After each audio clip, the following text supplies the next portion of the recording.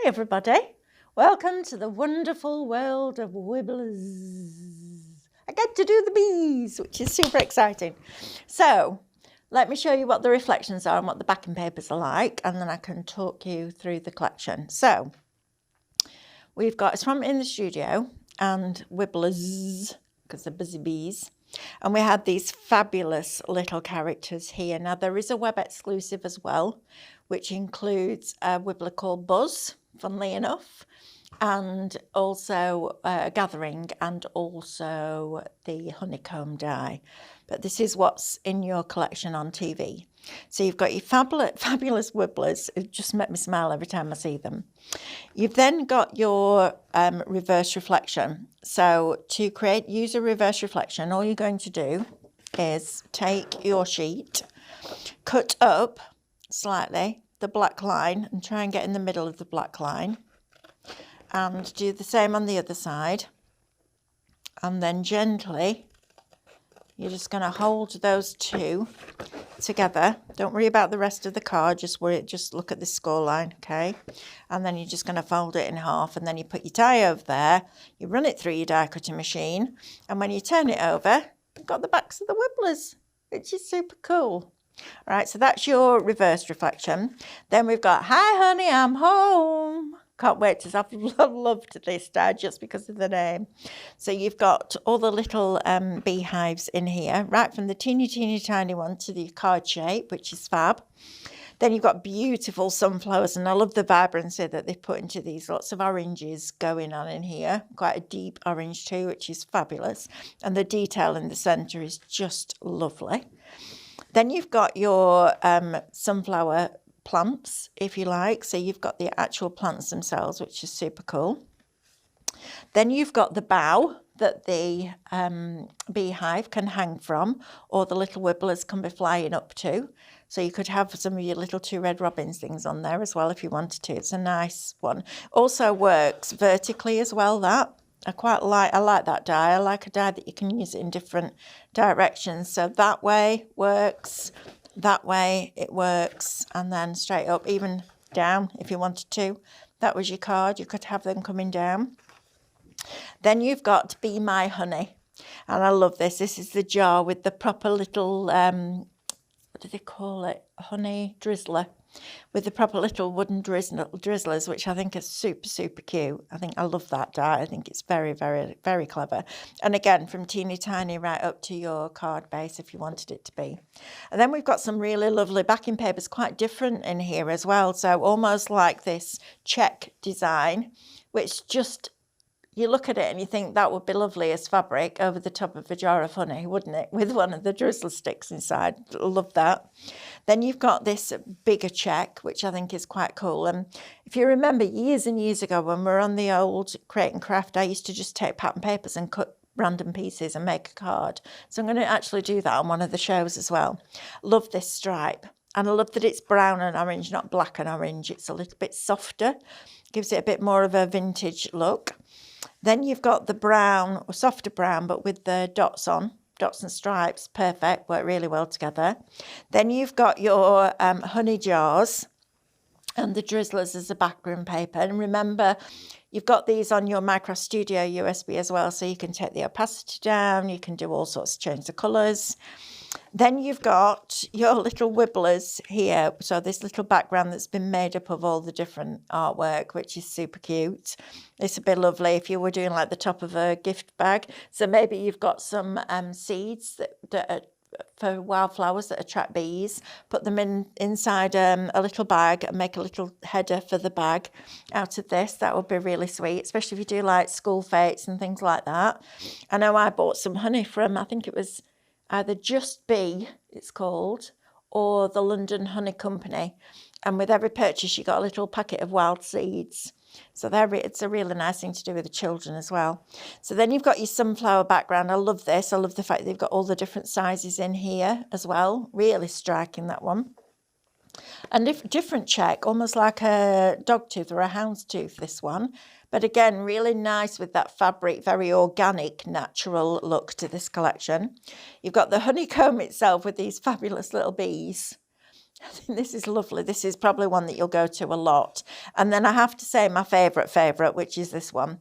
And I really, really wish I loved honey, but it's one food that I smell it and I can't deal with it. And I really wish I loved it because it looks delicious. And that just makes it look, oh yeah, it just looks lovely. But unfortunately, I don't like honey, which is really sad. And then you've got this fabulous hexagon design in there as well. So a really nice eclectic mix. So I thought what we do is just a really quick demo, just to show you how I would make a quick topper for a card, and also to talk a little bit about cutting into your die cuts, because you can make them really quite dimensional, and really just a few little hints and tips that will help along the way. So I've got lots of bits.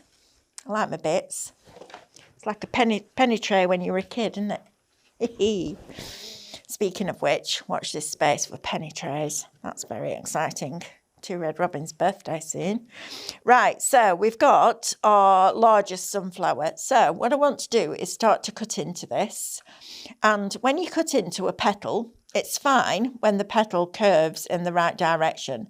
But the one underneath it is always left with this little straggly bit here, which really drives me crazy. And then this straight edge, and I don't like that. So all I'm going to do is take my scissors and just round that off so it looks like it should be there. So like here, because you haven't got a full petal anymore, just start a little bit further up that petal and just work your way around. So you're cutting in, but you're actually making it look like it's meant to be, like it's proper, like it's layered, you know, properly. That sounds really bad because it sounds like it's not layered properly, but you know what I mean. Like it is layered, not like it's just one flat image that's been cut into, because you're creating the correct shape for the petal that would be underneath it. And as I was doing this, I was like, I want to make like a little badge, because I thought that would be a really cool thing as well. If you had like little badges with the Wibblers on, that'd be really cool. And we also sell printable shrink plastic, not shrinkable print plastic. That could have got a bit messy. So doing things like that to make badges with these would be amazing. That would be a really cool thing to do. And it prints beautifully, I have to say. It really does print very, very well, because we used it in one of the academy classes.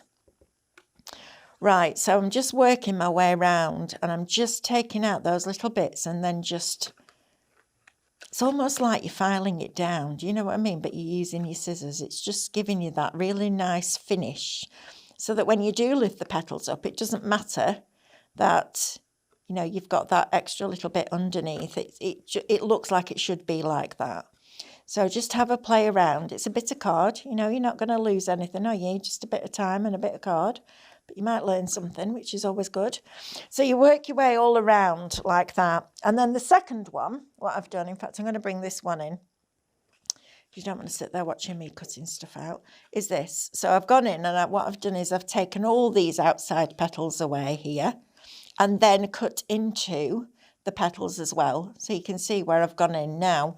Because I've done that, what I would do then is get a little bit of yellow ink, and probably a different blending brush to this, because I would get one of the like the little stencil brushes, and just go in and just add a little bit of colour.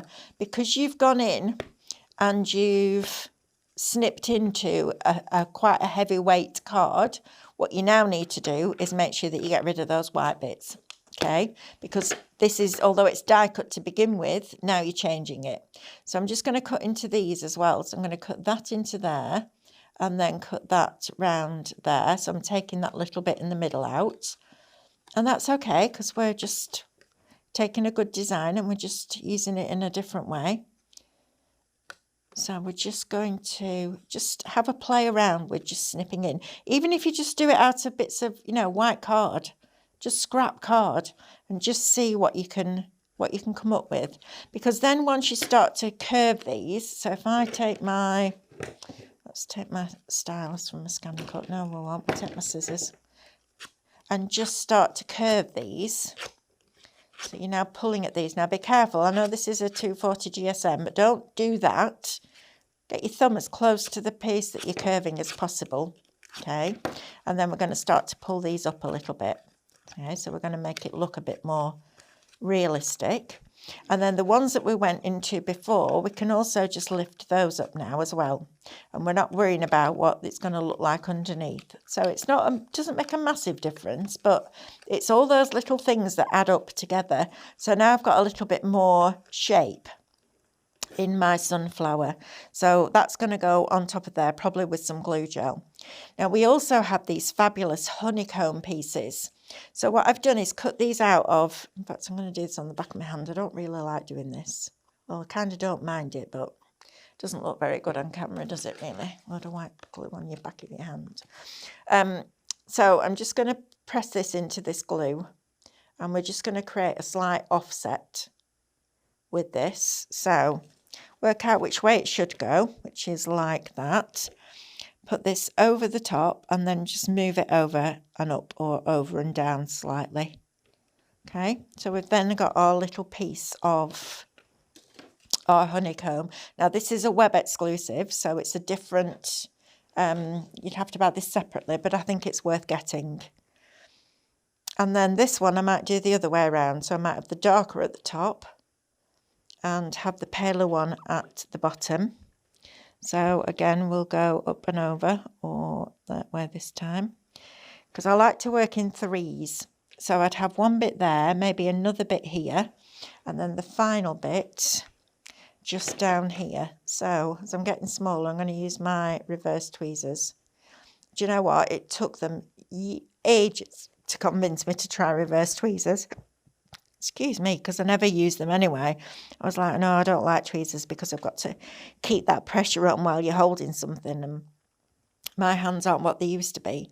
Anyway, they eventually convinced me I wouldn't go back now. They're amazing. Right, let's snip into some of this card here. Let's see what we can get out of this, see if there's anything lurking in here that we can do something with, which I'm sure there is. I always like to add a little bit of green, especially when you're working with florals as well, because it just makes it look a bit more realistic. So let's see what we've got. And I might just start sticking this down, to be fair, because otherwise I'm going to end up with all these bits and not know what to do with it. I've had a bit of a disaster with my craft bag as I was coming over here. So I had what I didn't realise was an open pot of pin flare bookbinding glue, and the lids come off in my craft bag. And there's glue everywhere, including over the syringe that has my pin flare glue gel in it. So that's why I'm not using a syringe, because I do like the syringe. It does make it easier. Right, so I've got little bits just stuck in here now. This looks quite random at the moment, but I'm hoping it'll all come together. There's always hope. Right, so let's put a little bit of glue. So I want to add a little bit of green. So I almost want to use this like my foliage or a flourish, or, you know, something like that. So a little bit in there. And then I might put another little bit. Just, that's it, that works. Just another little bit in there. I think I need some new glue. So let's pop another little bit in there, like that. I'm not going to get much out of that bit, I don't think, unless I pop that under there. See what that looks like. Oh, it gives me a little bit of green. We might as well. It's there. Don't ever just discard bits because it's got a straight edge or it doesn't quite look right. Just make it work. Just that little touch of green there, just peeping out, brings it all together. That triangle, again, that design triangle, and it's very subtle, but you probably wouldn't notice if it wasn't there unless you knew what you were looking for. But it might just be one of those, oh, it doesn't quite look right and I don't know why moments. We all have those, don't we? I'm going to put this up here because I just think this is super cute and it needs to be in here. So a little bit of glue on the front there and a little bit of pin flare on the back. So I'm going to put that underneath those leaves. That's why I put the glue at the top, on top of the beehive, and that's just going to go on there like that. And then it's time for our little Wibblers. We haven't got names, and I feel they need names. So he's going to go on there. I think he might be called Horace. I don't know why. My granddad was called Horace. And he used to, yeah, it might be that. I don't know. I like the name Horace. It's an old-fashioned name, isn't it now? But I love it. Horace. And then, where should we get all those little landlocked terriers out? Because the whole thing about Wibblers is those wibbly wobbly legs. I love them. I think they're awesome. And then we've got this little girl here. I'm not quite sure what she would be called. She's very tiny. Millie, maybe. And that's going to go there. So you can see how you can, and oh, they also have wings, look. So they also have their little wings that you can put behind them. This is when it gets really fun, when you start to put the wings on. I've forgotten about the wings. So let's give Horace some wings. He is now called Horace. Whether Stephanie likes it or not, that's what he's called. And let's get another wing here. I need a different wing. I need this wing. So you've got right and left hand wings. I do love that. And that's going to go just behind there like that. So you start to just build up this little topper. It would actually be really nice as a little brooch, that, wouldn't it? If you come to me and just pop it on my pinny there, look. How cute is that? And then you could do them in shrink plastic. And you could have those like little hangings, like a dream catcher, but with Wibblers hanging off it. How fabulous is the world of Wibblers? I love it. Right, I'll see you soon. Have fun. Bye. If you want to see more from Highlight Crafts, make sure you click the like button.